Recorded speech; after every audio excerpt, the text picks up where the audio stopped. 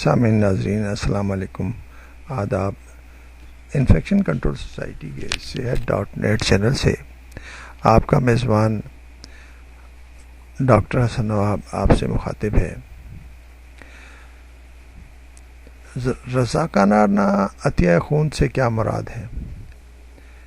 رضاکارانہ خون سے مراد یہ ہے کہ کوئی صحت مند فرد اپنی مرضی سے کسی ایسے فرد کو خون عطیہ کرے جس سے دور پرے کی رشتہ داری نہ ہو۔ رضاکارانہ عطیہ خون کہلاتا ہے۔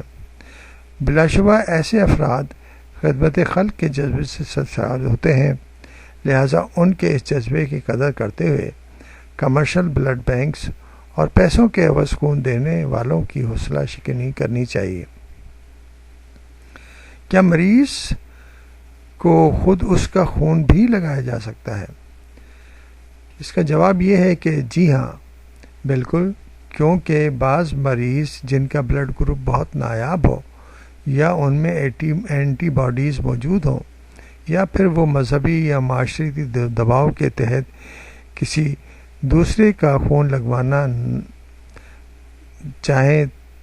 چاہیں، تو پھر انہیں انہی کا خون دیا جا سکتا ہے۔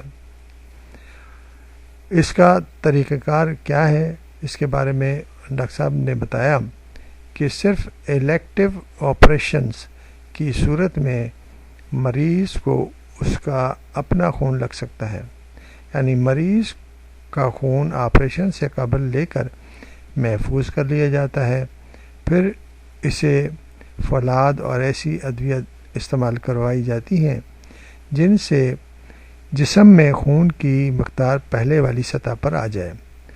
بعد ازاں دوران آپریشن یا سرجری کی ضرورت پڑنے پر مریض کا اپنا محفوظ شدہ خون لگایا جا سکتا ہے، تاہم ایمرجنسی یا حادثے وغیرہ کی صورت میں ایسا ممکن نہیں ہوتا۔